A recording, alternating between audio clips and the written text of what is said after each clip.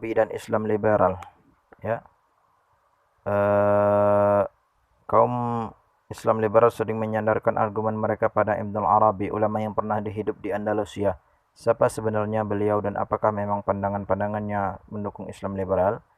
Ibnu Arabi lahir di Murcia, Spanyol pada 28 Juli 1165 Masehi, bertepatan dengan tanggal 17 Ramadan 506 Hijriah. Nama lengkapnya Abu Bakar Muhammad bin Al-Muhyiddin Al-Hatimi At-Tahai Al-Andalusi, wafat di Damaskus, Syria pada tahun 1240 atau 638 Hijriah.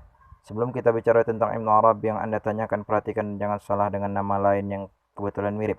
Ada tokoh lain bernama Ibnu Al-Arabi, ada lafaz al di depannya kata Arabi. Kalau Ibnu Al-Arabi seorang ahli tafsir yang muslim, maka Ibnu Arabi tanpa al, tokoh yang Anda tanyakan itu bukan muslim, apalagi ulama. Dia hanyalah orang yang pernah beragama Islam lalu keluar atau murtad sehingga tidak layak menyandang gelar ulama. Kekafiran Ibnu Arabi bukan sekadar mengada-ngada, namun sudah menjadi fatwa para ulama besar yang mengenal pemikirannya. Di antara yang telah menjatuhkan vonis kafir atasnya antara lain: 1. Imam An-Nawawi, wafat 676 Hijriah. 2. Al-Imam Ibnu Hajar Al-Asqalani, wafat tahun 852 Hijriah. Al-Izz Ibnu Abdus Salam, wafat tahun 660 Hijriah. Imam Ibnu Taimiyah, wafat tahun 728 Hijriah. Imam Ibnu Al-Qayyim, wafat tahun 751 Hijriah. Al-Qadhi Iyad, wafat 744 Hijriah. Al-Araki, wafat 826 Hijriah. Az-Zahabi, wafat pada tahun 748 Hijriah. Al-Bulqini, wafat 805 Hijriah. Al-Jurjani, wafat tahun 814 Hijriah. Ibnu Ad-Daqiq Al-Aid, wafat tahun 702 Hijriah. Mengapa Ibnu Arabi divonis kafir? Apa kesalahannya? Kesalahannya adalah dia telah keluar dari akidah Islam yang lurus secara sadar, paham, dan mengerti. Pendapatnya yang keluar dari agama Islam itu bukan sekadar karena ketidaktahuannya atau karena keawamannya, namun karena sadar sepenuhnya bahwa dirinya ingin keluar dari akidah yang telah diajarkan oleh Rasul. Entah iblis mana yang merasuki pikirannya.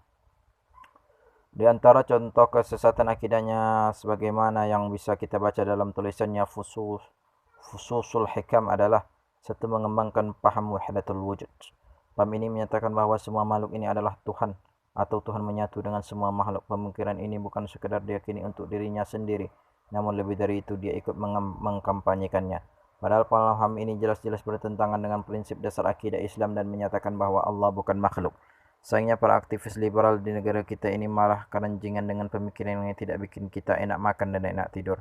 2. Meyakini bahwa perbuatan hamba adalah perbuatan Allah. Paham ini pengembangan konsekuensi dari doktrin di atas. Karena makhluk itu adalah Allah, maka apa yang dikerjakan oleh makhluk berarti juga pekerjaan Allah. Dan paham ini sesat lagi menyesatkan karena perzinaan, pembunuhan, pencurian, pemerkosaan, dan semua dosa manusia tidak perlu disesali karena toh merupakan perbuatan Allah juga. Na'udzubillah. 3. Allah membutuhkan pertolongan makhluknya. Pendapat ini sangat merendahkan Allah, karena dianggap Allah itu seperti manusia biasa yang butuh pertolongan dari makhluk ciptaannya sendiri.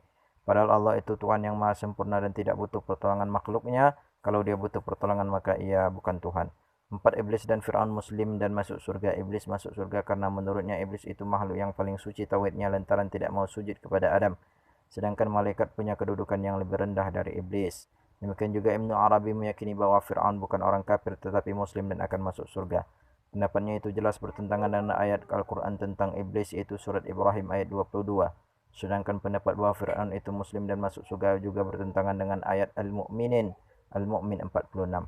Entah apa yang dijadikan landasan olehnya, tetapi pemikiran ini akan membuat dai kita berkerut 10 lipatan dan akan memotivasi orang ahli maksiat dan angkara murka untuk semakin bengis, serakah, dan menindas, karena tidak akan ada siksa akhirat lantaran Fir'aun dan iblis pun muslim dan masuk surga. Di Indonesia, penggemar berat Ibnu Arabi adalah Mendiang Cak Nur, lalu diteruskan oleh kadar-kadar paham liberalis hingga sekarang ini.